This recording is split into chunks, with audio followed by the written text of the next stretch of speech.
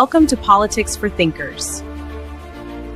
Hi, everyone. Welcome to a new edition of Politics for Thinkers. I'm your host, Jennifer Barreto Leiva. And I'm very excited for the conversation we're about to have with my guests of this week. Venezuelans, Cubans, Nicaraguans, Iranians have I will call it, moral duty uh, in warning the rest of the world the dangers of communism and socialism. We have experienced this from a very first hand and is a moral duty, as I said, to warn every single person we can possibly talk to about the dangers of these collectivism ideas. He's a young man that I really admire. He's a Venezuelan like me and has a very interesting story we are about to get to know. Let me introduce you my guest of this week.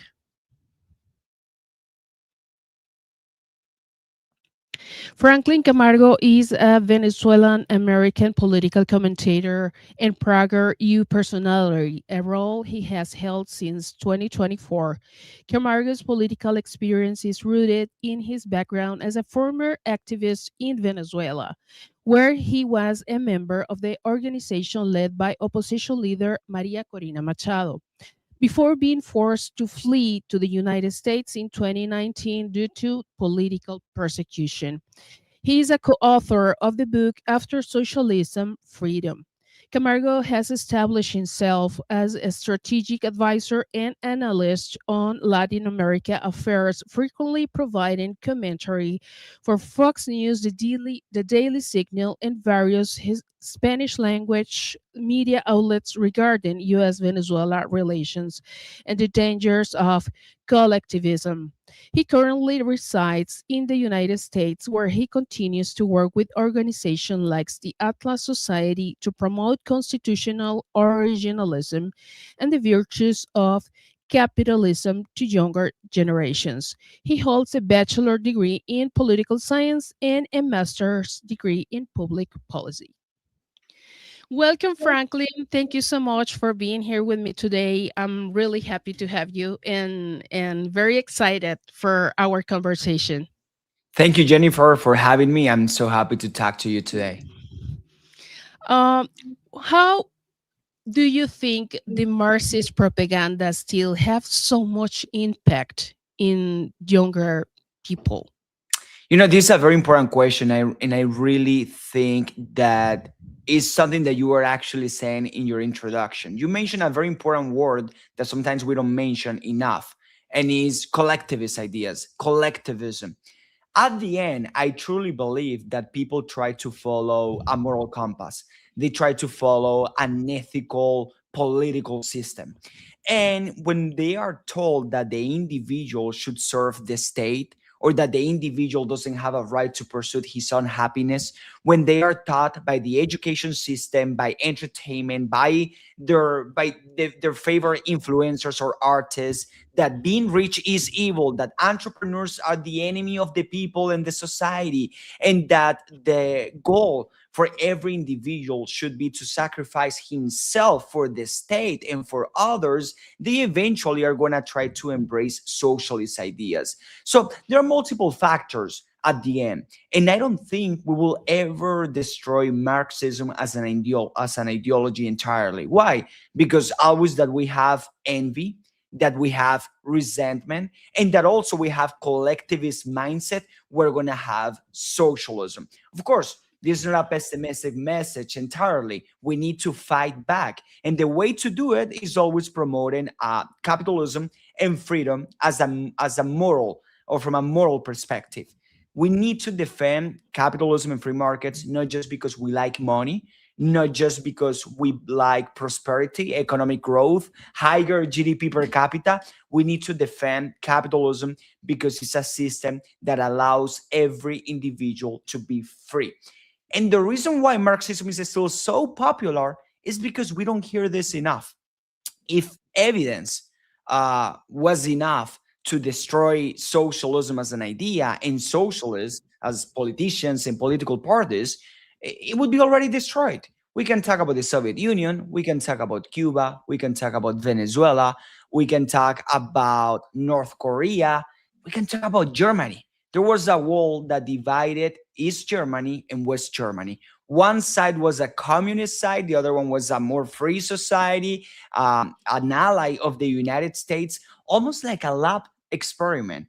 Imagine that it was the same country, same culture, same language, same people, same resources. And then it was divided into two, one that applied communist ideas and the other one that applied free market ideas. And the contrast was so huge that when the wall fell, those who were in the communist side escaped immediately to the capitalist side. So why I'm talking about this, because even considering all the evidence that we have, people keep uh, embracing socialist ideas. And one problem that we have is that sometimes we say, I know you guys have good intentions. I know you guys, I know socialism looks nice in theory. It looks good, it looks fair. Capitalism is not perfect, it's not fair. It creates so much greedy. If that's the way to defend capitalism or to attack socialism, how are we going to win? We are not going to win. First, because I think we're lying to ourselves. I don't think socialism is good in theory. And secondly, because we usually blame the problems that a society has on capitalism. At the end, I think capitalism is a perfect system. What I don't think is that individuals are perfect. And if capitalism allows individuals to be free, yes, sometimes we're going to make bad choices. But it's the individual to blame for that, not the system. Do you think that this generation is growing with a victim mentality? Because what I see is they need to blame all their issues to capitalism and the evil of how evil is capitalism according to them, and they always find a reason to be the victims of. And what the Marxism and all these ideologies promote and make it like nice, a nice thing to be fallen into, is that you are a victim and we're here to rescue, and what we are doing is the right thing to do for society. Do you think this generation is growing with this victim mentality? 100%. Marxists and Marxism, they need victims. Why? A victim is someone who believes that the system has taken something away from them unfairly. It wasn't deserved. Something was taken away from them, or many things sometimes. They have no opportunities. That's their mindset. That's the victimhood mindset. They have no possibilities to progress and to achieve their dreams on their own because the system is unfair, because someone did something to them. So, what are they going to do? What is someone who has a victimhood mindset going to do? They are going to ask the government and politicians for help. And what is the system that promises you more government, more help, more politicians, more power to the state, less freedom for the individual? It's socialism, it's Marxism. Something that we need to recognize right now is that Marxism and Marxists have changed, not in their core ideals, but in their strategy, in their framing. And let me give you an example. When Marx wrote the Communist Manifesto in the 19th century, he would talk a lot about the class consciousness and the class struggle. It was the capitalists versus the workers. But after the Industrial Revolution, after the 20th century, now in the 21st century, what we realize is that those countries who are capitalist countries, the workers are doing better than ever. They don't go to a factory that is in a horrible condition in the United States necessarily. No, they work 9 to 5 at an office, then they drive a Tesla, they have a smartphone, and technically they are still, workers as Marx would define it. Are they going to fight the bourgeoisie? Are they going to fight entrepreneurs and business people? Marxists have realized, no, they're not going to do that because they're doing better than ever. And they do better every single year, every single decade. So what are we going to do to make people feel like victims? Well, we need to also focus on social issues. So this is about dividing society. If you're a woman, you're a victim. If you're brown, you're a victim. If you're Hispanic, you're a victim. If you're an immigrant, you're a victim. If you're Muslim, you're a victim. If you're poor, you're a victim. If you're gay, you're a victim. If you're trans, you're a victim. Why? Because victims feel weak. And when you feel weak, you don't want freedom. You want the government to fix that sense of injustice that has been done against you. So, yes, right now, especially in the West, in the United States, there is such a weak, victimized mindset.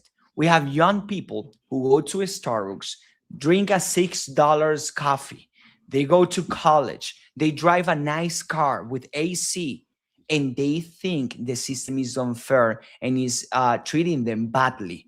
And with this, I'm not saying that life is perfect. It's never going to be perfect. That Americans or young Americans sometimes they don't grow up with difficulties. Yes, a lot of people, unfortunately, can grow up with difficulties. But that doesn't mean that you need to become a victim.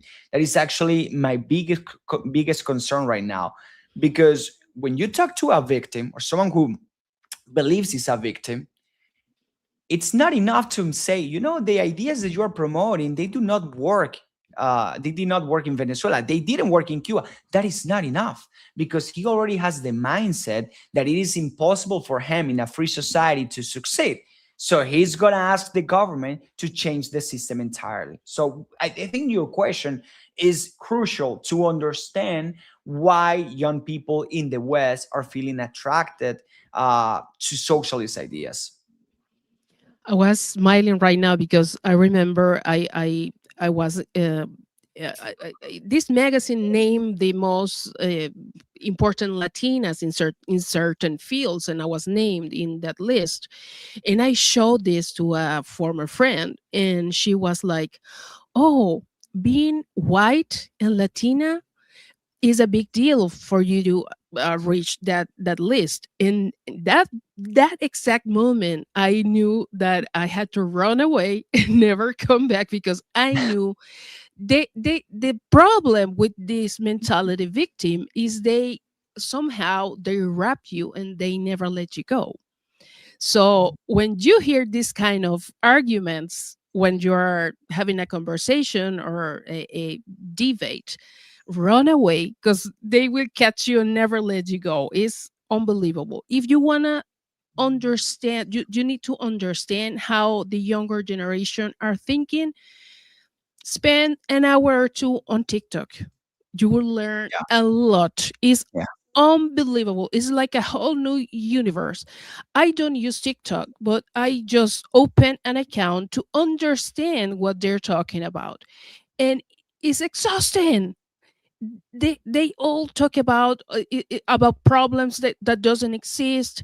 None of them work. All of them are asking money for free. All of them are speaking terrible things about their country, and they should be grateful to live in a free country, free and strong country as United States. Yeah. How deeply do you think are the universities infiltrated with the Marxist ideologies and terrorism ideas? A lot, and it's very interesting because someone I have read a lot is Ayn Rand, this important Russian American philosopher who escaped the Soviet Union, I believe in 1926 or in the 1920s. And right when the Soviet Union or that revolution started to take place. And in the 1950s, when she was already a philosopher writing books, she was asked at an interview, what's the biggest threat in America right now to American values and American ideas and freedom, liberty? And she said, American universities. Intellectuals right now in the West are promoting anti-West ideas. And this is very sad and it is very concerning, because at the end, when an 18-year-old goes to college, pays a very expensive fee, and it's very young, is open-minded, open to learn about the world, about philosophy, about ideas, about economic systems, about history, and he's being taught that America is an evil country, that socialism is a good idea, that maybe the Soviet Union during the Cold War, maybe they were the good guys. That is a huge, huge problem. I don't even blame young people, even though I think they should apply more critical thinker. But imagine someone who doesn't have a defined idea yet, and he goes to college. He's supposed to learn there. He's supposed to follow the professor's commands and directions, and he trusts the professors. They are paying an expensive fee for a reason. They are the ones who know the most. But then they have to deal with the fact that they are promoting the most horrible, horrible ideas. And at the end, intellectuals have always been linked to the left, or for the most part. And this is also very sad, but I think that is also from a desire to centralize society. Intellectuals are people who are usually smart, that have read a lot, that know a lot, but in the free market, maybe that world is not the most profitable. And they feel frustrated sometimes with that. And there is also a desire to want to centralize society, to want to make decisions and choices for the individual, and not the individual making them for themselves. So yes, universities are a huge reason why young people right now are embracing socialist and collectivist ideas. But it also comes before the university. In America, kids are going to a school and are also being told that America is an evil country. The unions, the teachers' unions, they have a lot to do with that. And the way we need to fight back is by having strong families that teach their kids to love their country. And why am I mean, I'm focusing in America, of course, because I live here, and also because it's a great example of indoctrination. But I also want to point out to something, in case someone who is listening to this show doesn't necessarily live in the United States. But in America, the left is extremely anti-patriotic. They hate America openly. They don't wave the American flag. They shame American history. They are not proud of the US history. And the reason why they do that is because in the American foundation is very clear that in order for the individual to be free, you cannot have a big government.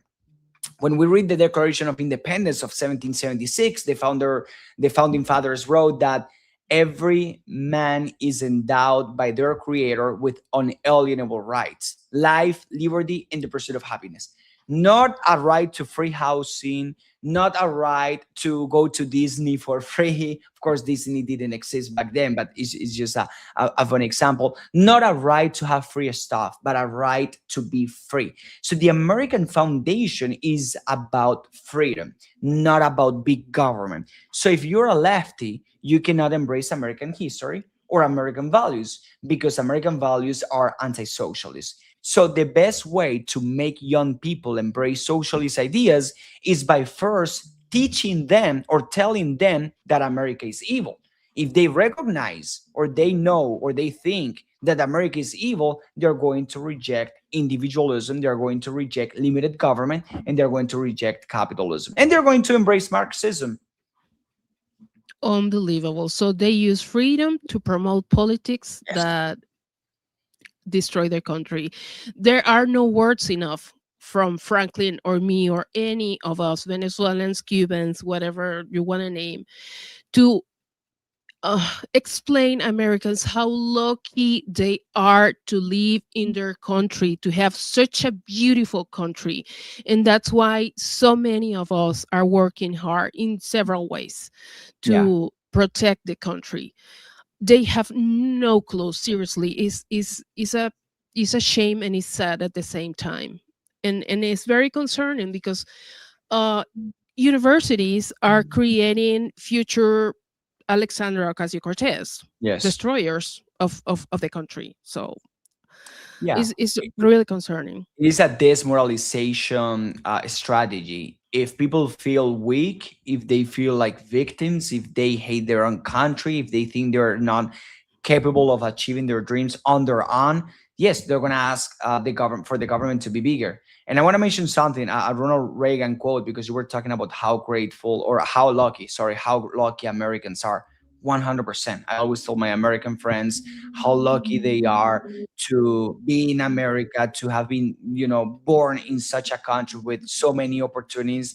But it's also important to mention when we talk about Hispanics, when we talk about immigrants, how lucky we are also Yes. that even though the country that where we were born uh, didn't give us the opportunities and our natural rights that we deserved, we were able to escape to a free country. And about this, Ronald Reagan was in the 60s, I believe, talking to a Cuban refugee in America. And he was telling the Cuban refugee was telling them, in Cuba they go after us if we speak out against the government. We have no property rights, we have no freedom. And Ronald Reagan was like, wow, we are lucky here in America. We really are. Talking to you makes me realize how lucky we are here in America. And the Cuban responded, I was lucky. Yes, you were born in a free country. But think about me. I wasn't born here, but there was a place I could escape to. And then Reagan would tell that story in his speeches, and he would say a very famous quote: if we lose freedom here, there is no other place to escape to. This is the last stand on earth. And I truly believe in that. Even nowadays, if you pay attention, the only country that is really fighting tyranny around the world is the United States. Not just by trying to protect their own country, but even risking their own lives to try to make the world a freer and more prosperous place. Absolutely agree. And now that you mentioned Ronald Reagan, he was the only one that promote laws in a system friendly for us to move to United States. He helped with several tools. Uh, in those laws are still uh, being there in the system to help for us immigrants to live in United States. He was the only one that actually did something for us. And Democrat Party seems to forget that beautiful and not so little detail. So Yeah. it's always important to mention it. Now that you mentioned the freedom thing, you testified before Congress related to the regarding to the operation that Trump administration did with Nicolas Maduro. How did that happen? How do you feel? No, it was the biggest privilege of my life. Just to provide a little bit of background, and as you mentioned during when you were talking about my background, my biography, I was accused of being a terrorist by the Maduro regime. So Hmm. almost 8 years ago, 8 years ago was that. So almost 8 years after, I was in US Congress testifying in favor of Operation Absolute Resolve, the law enforcement operation where they captured Nicolas Maduro. That is the American dream. I came here with nothing after being accused of being a terrorist by Maduro. And then 8 years, almost 8 years later, I'm speaking before Congress in favor of his capture. The biggest privilege of my life. So Congress reached out to me. They were conducting a hearing with Congress people, Democrats, Republicans. They had four witnesses, three that were in favor of the operation, counting me, one that was against it.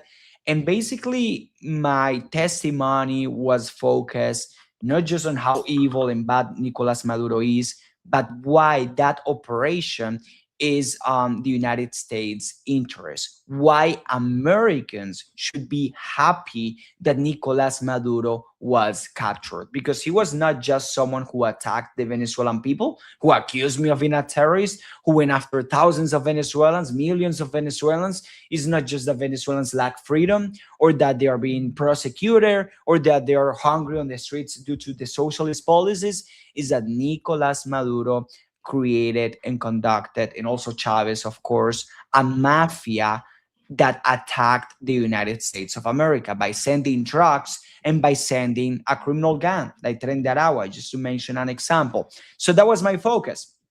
It was a great, great privilege, the biggest privilege of my life, but it also made me realize that the cause for freedom in Venezuela, in Cuba, is not right now a bipartisan issue. It is not a bipartisan issue. Only Republicans support that.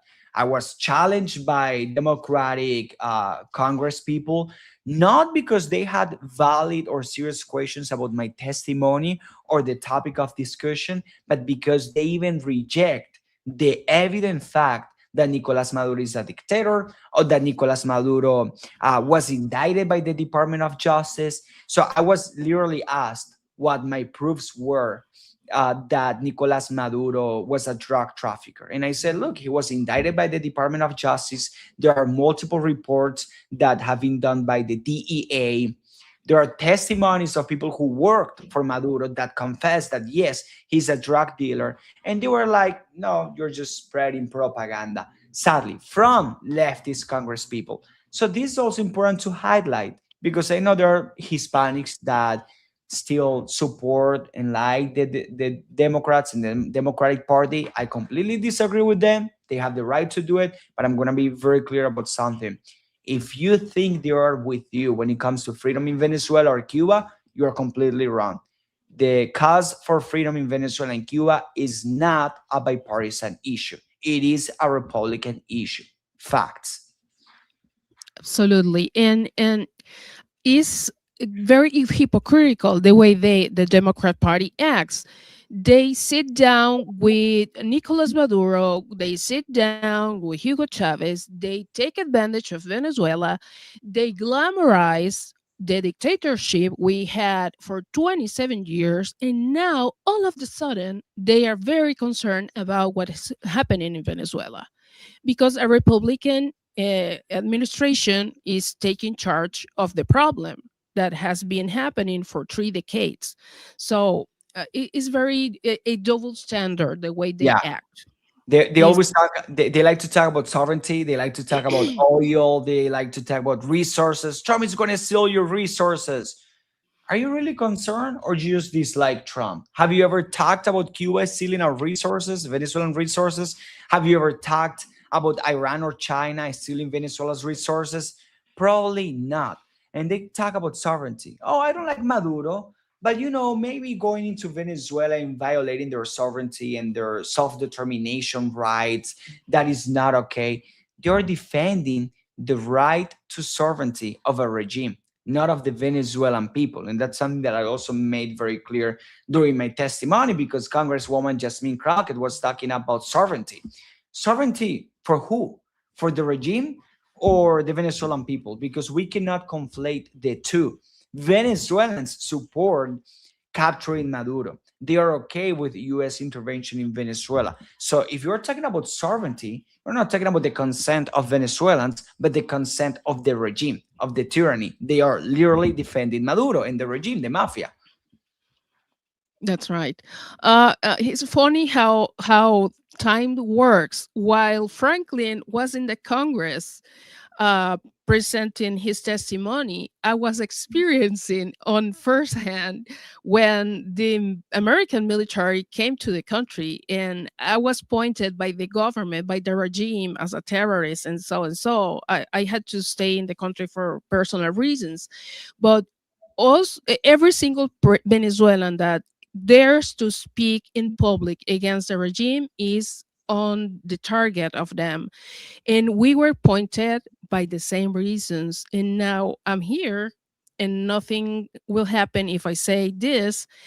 Well, Franklin is speaking this in United States, and he was in the Congress while I was experiencing this. It's very interesting how time works. Yeah. And now the person who threat us is in jail Yes. crying for his freedom. Correct. um, Now the Franklin, real terrorist is in prison. absolutely. That's right. That's right. Do you think that United States is in real danger with all these Marxist movements that the previous administration led into the country? Yes, it's not even about if it's not even about like will socialism be ever popular in America? Will Marxists take power in the United States? It's not even a question. It's already happening.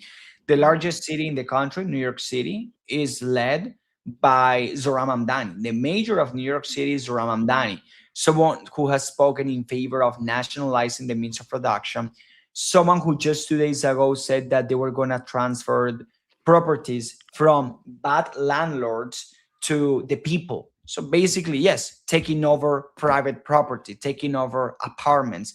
He's a radical left wing populist who wants to implement very, very dangerous ideas, who has been implementing dangerous ideas already. You have the example of Alexandria Ocasio-Cortez, who right now is even leading in some polls for the Democratic primary to be president in 2028. We have the case of Newsom.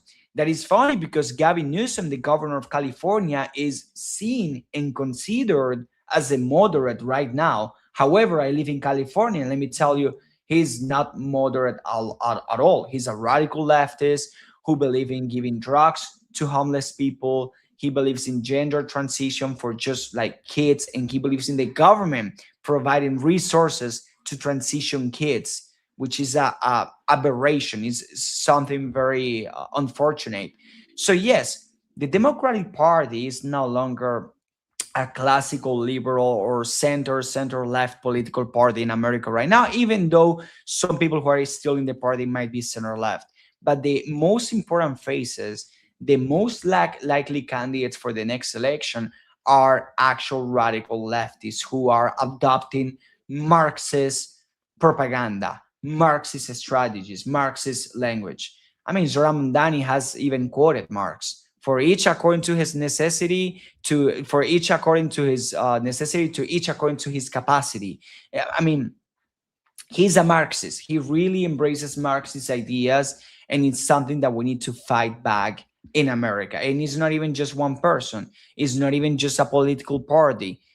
We have a huge communist influence in America that is present in entertainment, universities, ONGs, nonprofit organizations. Yes. Actually, now that you mentioned Mandami, a few hours ago, he was praying in Times Square with all his Muslim pals. Yeah. And 25 years ago, we had September 11th. So Yes. uh, uh, it has changed dramatically the scenario on United States. It's unfortunate. It is interesting because they reject Christianity completely. They like to talk about women's rights, but then they support an actual religion that opposes women. And look, in America, we have freedom of religion because even though we might disagree with someone believes, we understand that it's not the role of government to punish those behaviors. But at the same time, it's something that should serve as a warning for the American people. That is not the tradition and the culture that should represent American society. The United States of America is a Christian nation. Yes, where we believe in freedom of religion because this is what is ironic. In a Christian country, you can be a Muslim. In a Muslim country, you cannot really be a Christian. So it is, we need to be tolerant, sure, but be careful with the paradox of tolerance. And it's when you become so tolerant that you sacrifice and you lose your capacity and your right to be tolerant. And the radical left in America is the example of that. And it's also the proof that they use these small issues like women's rights just as an example or just as an excuse to try to mobilize people that they don't really believe in that. And the biggest example of that is that Alexandria Ocasio-Cortez was also present at that event, praying, dressing as a Muslim, where that is clearly a religion that oppresses women, that do not allow women to dress as they want, do not allow women to marry who they want. I mean, it is something that we need to reject for sure. Absolutely. And also is a religion that believe that pedophilia is okay. Yeah, correct. How do you feel when these liberals activists tell us Venezuelans what to feel with the fact that Nicolas Maduro is in jail now and his wife and all the things are happening with us? It happens to me all the time. I mean, just go to Venezuela. If you like the Venezuelan regime, if you like the Cuban regime, just go to Venezuela. It's very simple. At the end, Mm. I believe in political science there is something that we call voting with your feet, and is that is being studied that at the end people go to the places that they really, really want to go and where they think they can succeed. Sometimes they can provide a political opinion, or sometimes they vote in one way, but when they have to move to a place, they're going to choose the place that offers the best opportunities. The reason why you see Cubans on a raft going from Cuba to Miami, risking their lives in the middle of an ocean with sharks, is because they want to be free in Miami. But you will never see an American doing the same and moving to Cuba, moving to Venezuela. They will never do it. So that's what makes me really angry, that I have relatives in Venezuela, friends, a childhood that I remember, and the fact that you are going to find an American that has so many blessings here, so many opportunities. Someone who doesn't know what it is to be hungry, someone who doesn't know what it is to have electricity blackout, someone who doesn't really know what it is like going into a hospital and finding no medicines, no resources, someone who doesn't know how it feels to have a family dying because of lack of medicines or money or food, try to praise a system like the Venezuelan one or complain about the United States. I think we should create an organization that funds leftists to move to socialist countries, just one way flight ticket. But at the end, they are not going to do it because they like to talk, they like to speak and promote narratives. They want to destroy America, but they are not willing to vote with their feet. And on the top of all what you've just mentioned, right now, I'm sorry, this is very graphic, but it's our reality. Right now, in Venezuelan jails are women that are being raped on a daily basis with pistols, with guns, for a post on Facebook, Yeah. just like that. Yes. And much worse things are happening. So if you like so much what is happening here and want to tell us what to experience and how to feel and what we should think, come, you're more than welcome. I hope you can make it. Yeah. That's all I'm going to say. Yeah, I totally agree with you. Yes.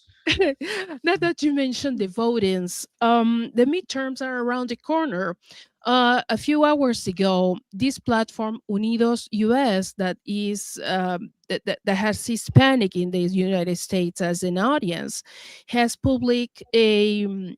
made public a study that speaks about how Hispanics are with uh, issues as Cuba, Venezuela. They are 2 to 1 in and among other issues. How do you read the room for us for us Hispanics in the midterms? It's not going to be an easy election for Republicans for a very simple reason. Mm. Historically, midterms are not easy for the party that is in the White House, for the party that has a majority in Congress. Let me give you an important fact, data that is very, very, very valuable. The last president that was able to keep the Congress during a midterm election was Bush, son, in 2002. So right after 9/11, in such a context where his popularity was high, the country was unified, everyone was, together fighting a war, fighting terrorism. After that, during his second term, he lost Congress during the midterms. Obama lost Congress during the midterms. Trump, during his first administration, lost Congress during the midterms. Biden lost Congress during the midterms. So it's not going to be an easy election for Republicans. It's not going to be an easy election for Donald J. Trump. However, I think and I'm optimistic about keeping the Senate. When it comes to Hispanics specifically in Florida, I'm pretty sure they're going to vote Republican. Venezuelan and Cubans are one of Trump's biggest supporters. But at the same time, what Hispanics care the most is the economy. And the economy improved a lot during the first year of Trump in office. But right now, with the conflict in the Middle East and in Iran, gas prices are high, and that is a factor that is harming Latinos. So that could be a factor of consideration for Republicans, maybe losing some ground with Hispanics in this election. You've mentioned you live in California. I had the opportunity to live for 3 months in California a few years ago, and something that really shocked me is the amount of homeless people because of drugs. There is a lot of destruction in such a beautiful state. Now is something happening very interesting when it comes to politics. Spencer Pratt, which is a formal reality star, is now leading the polls, and there is a very interesting environment, let's say, in the politics. How do you read the room in this election for California? Well, first, California and LA is an example of what would happen if progressive policies are implemented entirely. California is and LA is one of the bluest, most progressive places in the United States. And while it's a beautiful state when it comes to natural resources, it has an excellent weather. It used to be a successful state. I mean, Reagan was governor here. Nixon was also from California. Right now is the state with the largest homeless population, highest cost of living. You have crime because the government allows crime, literally. You have drugs on the streets. The infrastructure is a disaster. And on this, I like to quote Ron DeSantis, the governor of Florida: decline is a choice. The decline of California has been a product of socialist and statist policies, progressive policies. But now you're finding a phenomenon, and is that Spencer Pratt, who is not a career politician, who was a Democrat, a common sense Democrat for a while, and now is a Republican, but is running as an independent because we have to specify that the major election is an independent election. It's not really about political parties. When you vote for a person and you look at the name, there is not like a political affiliation. It doesn't exist for majors in the United States. He's running a campaign, Spencer Pratt, that is about common sense. It's not really about Trump or a blue hat, a red hat, or MAGA, even though Democrats wanted to portray it like that. It's about common sense. Let's hire more police officers. Let's fight crime. Let's not allow homeless people to be on the streets while consuming drugs. It's about common sense because I think at the end, people in America and people in California also, a lot of them want a common sense revolution. It's not really about Republicans or Democrats. Democrats, a lot of them just want common sense. Of course, the fact is that right now common sense is only offered or mostly offered by Republicans and by conservatives. Now, is it going to be a tough election? Of course. Los Angeles is one of the most progressive cities in the country. And even though most of Angelinos recognize that the city is not on the right track, it's going to be hard for a lot of them to give an opportunity to someone who is not a progressive.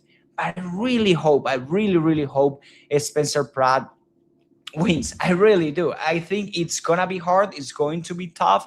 But let me tell you, he's the example of how to run a campaign in a city like Los Angeles. He's doing a perfect campaign. If he doesn't win, it's because there was nothing to do to win for someone who is not a progressive in Los Angeles in 2026. But he's running a perfect campaign. Such a perfect campaign that majors are usually not that influential in a midterms, not that viral, but Spencer Pratt is gaining a lot of momentum and recognition for the way he's using social media, for the interviews he's having, for the debate. He's talking about real issues, he's proposing solutions, and always with a common sense framework, with a common sense mindset. And that is very important. And I really hope he wins.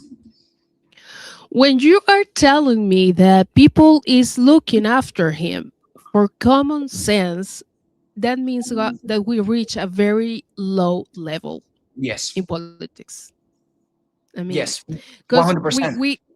we are after ideas, but when you're telling me that people is uh, after this guy and supporting him because he's the only one that has common sense among all the politicians, is because things are really, really, really low in California. Yes.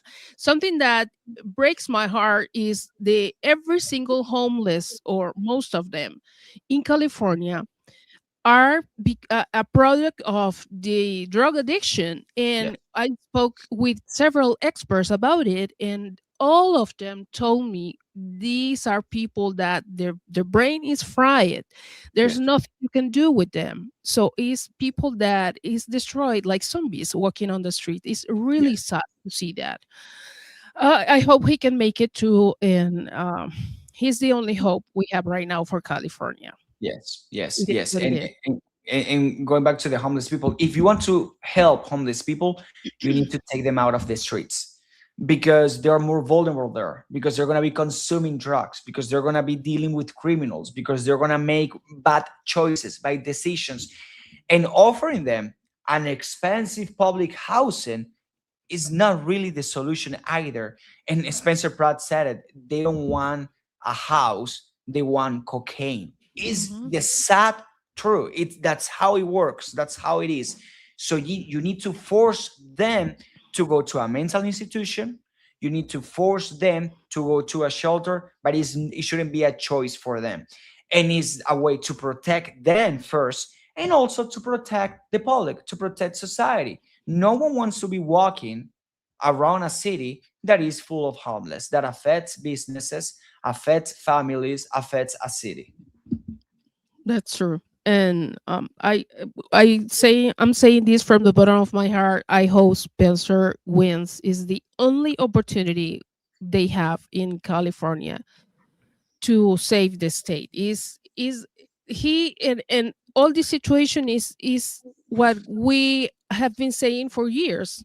Progressive politics doesn't work, and Yes. every single time this happens, there is a chaos at the end of the day, and we have to come and save the situation. It's really sad.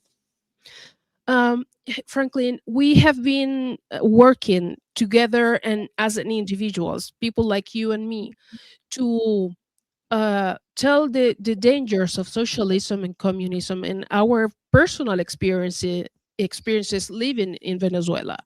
Do you think that is the day that people stop believing in these ideologies is close, or maybe the propaganda will work for a couple of years more? I think it's gonna be an eternal fight. I think we'll always fight. There will always be dangerous idea and wrong ideas. People thought after the Soviet Union collapsed, there was like a honeymoon for the West and for the free world, that everything was gonna be fine. We will always be a free world. There, we're gonna find disagreements, but we're gonna reject communism. We're gonna understand that it doesn't work. Well, they were wrong. I really hope that we can win this battle in such a way that communism never has a rise and a momentum again. But I actually think that as an idea and also as a philosophy, it's always going to be popular, at least in some sectors of the society, because most of the elements and the components that are necessary for someone to embrace communism are still being taught in society. You cannot have a fully anti-communist society if you have victimhood, if you have resentment, if you have envy. And we also need to look at ourselves, those who oppose communism, and ask ourselves, what are we saying? What are we arguing? What's our argument? What's our case? Because we shouldn't make the mistake to validate the premise and the intentions of socialism. And I was talking about this earlier.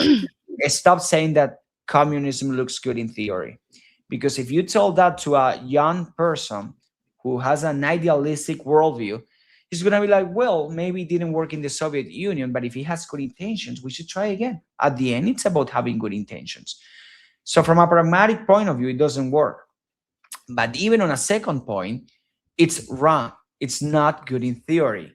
Giving all power to the government to control society is not good in theory. Being all equal is not good in theory. Why do we have to be equal if we're all different?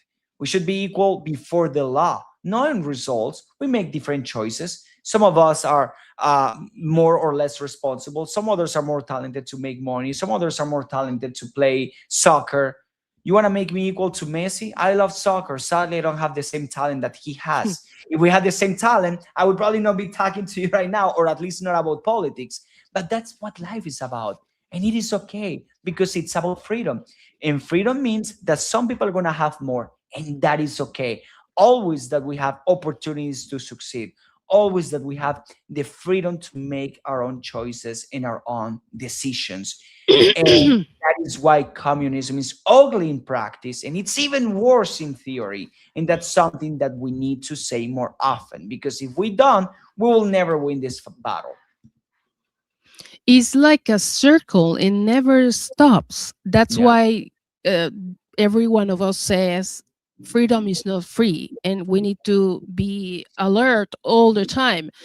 I've never said this in public, but once my mom told me evilness always work, never sleeps, and this is what she was referring to.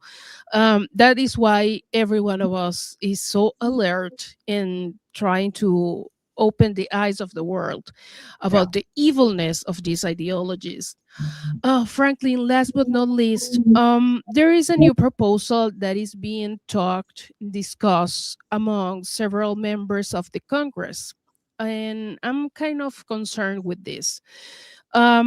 It stands closer to be a reality. And on May 26, Representative Nancy Mace proposed a joint resolution to amend the South Carolina Constitution requiring the governor, lieutenant governor, legislator, judges, and statewide elected officers to be natural born citizens running for any position.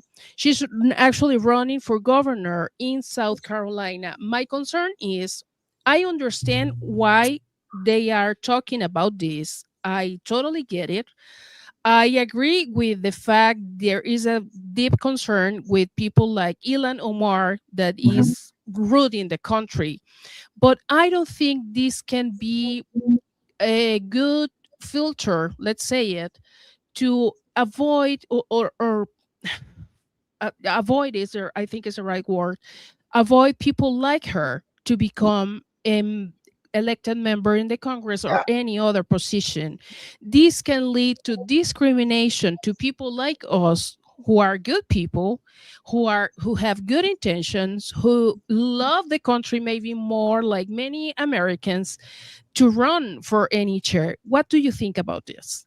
Look, that at the end, it's missing the actual point. It has maybe she has intentions to stop people like Mamdani from running for office. But if you think that's gonna be the solution, you are not understanding the root of the problem. Mamdani became major because born Americans, white Americans who go to college, sometimes even middle class, upper middle class, white Americans, second, third, fourth generation Americans voted for Mamdani and are embracing socialist ideas. Same problem with African Americans. The demographic group that supports the left Democrats the most is not Hispanics, is not immigrants, is not legal immigrants, is African Americans. What are we going to do? We're going to try to prevent them from voting? No, we need to try to convince them. So, what I'm trying to say is that I understand why some people would be concerned about allowing naturalized citizens to run for office. That is a valid debate to have. We shouldn't be offended by the debate or the concern. However, if your intention is, well, if we do this, socialists are not going to take power, you are completely wrong. Mamdani is not in power just because, and he's not a socialist just because he's a foreigner. He came to America when he was just a kid. He went to the same schools that born Americans go. He went to the same universities that born Americans go.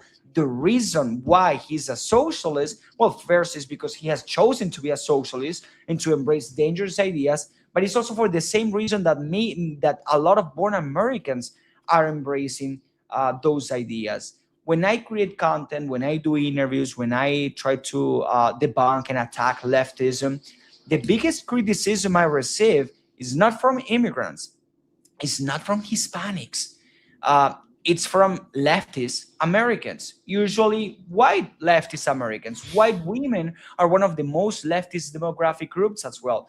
And I'm providing all these examples like African Americans or young women, and not to criticize a group because I don't believe in collectivism, but to provide examples of how the problem is deeper than just identity or than just a specific group. So again, is that a debate valid to have? Sure, the president has to be a born citizen. Why not other positions? Let's have that debate. But if you are doing this by thinking that you're going to stop socialism in the United States, you are completely wrong. And you are making the same mistake that the left does, that thinking that identity defines ideology, that identity defines political parties. That is not a fact. And I have to also finish with this. I think it is a disgrace for an immigrant to embrace socialist ideas like Mamdani. It is a disgrace like Ilan Omar. 100% as an immigrant, it's shameful. It makes me so angry, so frustrated. But if you think that you're going to fix the solution just by preventing non-born citizens from running, you don't understand that the problem is deeper than that. You don't understand that the problem is right now in the universities, indoctrination, and more than 2 or 3 Congress people, because they didn't take power just like that. They were voted. And who voted for them? That's the question. And why people voted for them? That's the question we should be asking right now. Franklin is so right that if you want to understand what he's talking about, one of the largest groups who voted for Mamdani was Jewish Americans. Yes. That's unbelievable. Sadly, yes. That's unbelievable. By the way, we have different platforms from Venezuela and supporting socialism. That's Correct. so hard to deal with, so embarrassing. So you run to another country looking for freedom, and you are going to this other country to vote for the same you're running off to support it.